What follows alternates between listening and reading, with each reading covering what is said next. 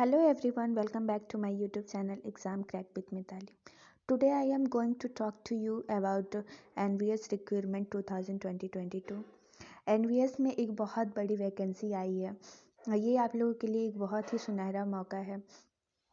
मैं आज आप लोग को इसकी एलिजिबिलिटी क्राइटेरिया क्या है, नंबर ऑफ़ वैकेंसी कितनी है, एग्ज़ाम पैटर्न क्या है, कौन सी वैकेंसी कौन से पोस्ट के लिए कितनी वैकेंसी आई है, मैं ये सब कुछ आपको डिटेल में बताने जा रही हूँ। अभी तक आप इस चैनल से नहीं जुड़े हैं तो प्लीज़ इस चैनल को लाइक शेयर एंड सब्सक्राइब कर लीजिए। इस पे आपको इन्फॉर्मेटिव वीडियो मिलती रहेंगी। आपको सभी फॉर्म से रिलेटेड, एग्ज़ाम से रिलेटेड और रिज़ल्ट से रिलेटेड हर एक वीडियो इस पर अवेलेबल रहेगा। सो अभी तक आपने इस चैनल को लाइक शेयर एंड सब्सक्राइब नहीं किया है तो प्लीज़ इसे सब्सक्राइब करें और बगल में बेल आइकन बटन है उसे प्रेस करें ताकि आपको नोटिफिकेशन टाइम पे मिलती रहे।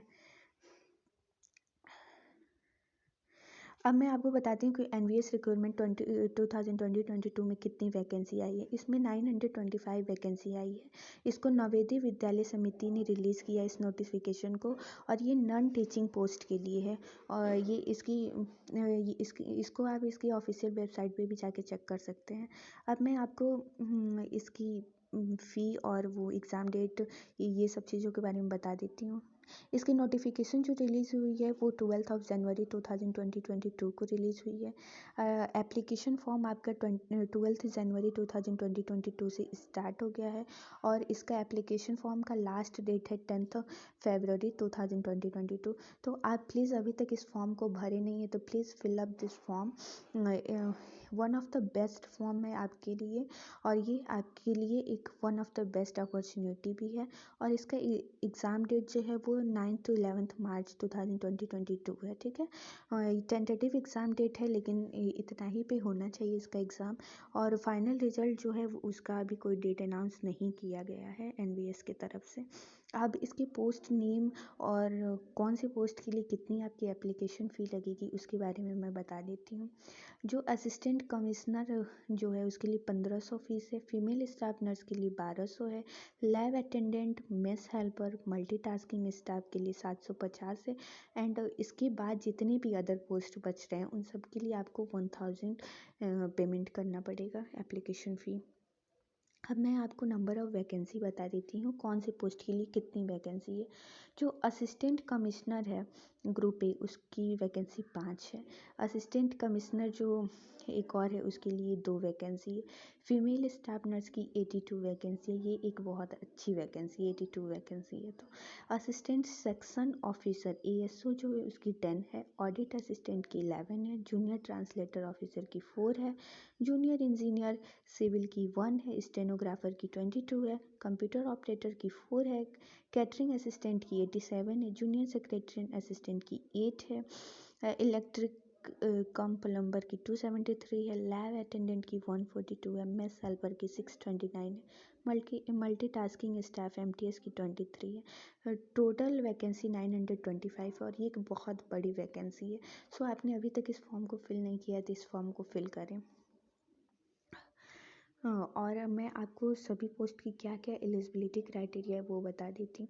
असिस्टेंट कमिश्नर जो है उसकी मास्टर डिग्री में आपके पास ह्यूमैनिटी से होनी चाहिए मास्टर डिग्री, या फिर साइंस से या फिर कॉमर्स से, तीनों में से किसी से भी आपकी मास्टर डिग्री और आपके पास एक्सपीरियंस भी होना ज़रूरी है। और फिर से असिस्टेंट कमिश्नर जो ADMN है उसके लिए आपको bachelor degree in any stream with 8 year experience, मतलब बैचलर डिग्री के साथ आपको 8 ईयर का एक्सपीरियंस भी चाहिए। फीमेल स्टाफ नर्स के लिए आपके पास 10+2 होना चाहिए और डिप्लोमा की डिग्री होनी चाहिए और फिर सर्टिफिकेट इन नर्सिंग का या तो सर्टिफिकेट होना चाहिए या फिर डिप्लोमा की कोई डिग्री होनी चाहिए या फिर 10+2 किसी रिकॉग्नाइज बोर्ड से हो। असिस्टेंट सेक्शन ऑफिसर जो ASO है उसके लिए आपको bachelor degree in any stream, किसी भी स्ट्रीम से आपको ग्रेजुएशन किए हों, ठीक है, यूनिवर्सिटी इन इंडिया में, इंडिया से कहीं से भी आप bachelor degree in any recognise any stream in any recognise university. Audit assistant जो bachelor degree in commerce BCom in any recognise university in India. Audit assistant के लिए भी आपके पास BCom की डिग्री होनी चाहिए। ठीक है। अब आ जाइए जूनियर सेक्रेटरी एंड असिस्टेंट के लिए। इसके लिए आपके पास 10+2 होना चाहिए और 30 वर्ड पावर पर मिनट इंग्लिश की टाइपिंग होनी चाहिए और 25 वर्ड पर मिनट हिंदी की टाइपिंग आपको आनी चाहिए। इसके लिए आपको बहुत प्रैक्टिस करनी पड़ेगी, टाइपिंग की प्रैक्टिस करते रहिए। अगर इस फॉर्म को आप भर रहे हैं तो इस पोस्ट के लिए आप भर रहे हैं तो आप उसकी प्रैक्टिस करते रहिए। इलेक्ट्रिशियन कम प्लम्बर की जो है उसमें क्लास 10th चाहिए और ITI की सर्टिफिकेट होनी चाहिए। लैब अटेंडेंट के लिए भी क्लास 10th चाहिए और डिप्लोमा होना चाहिए लेबोरेटरी से या फिर 10+2 विद साइंस स्ट्रीम होना चाहिए। मेस हेल्पर और मल्टीटास्किंग इन दोनों के लिए सेम एलिजिबिलिटी क्राइटेरिया वो क्राइटेरिया है class 10th high school exam pass in any recognise board in India, मतलब 10th पास होना चाहिए। ठीक है, मैं सब कुछ आपको बता दी इस फॉर्म के बारे में। अब और बाकी चीज़ मैं आपको PDF में दे देती हूँ। आप डिस्क्रिप्शन बॉक्स में जाके PDF को डाउनलोड करके बाकी जितनी भी इंफॉर्मेशन है उसे आप रीड कर सकते हैं। So thank you so much for watching my video. Please like share and subscribe my video. Thanks.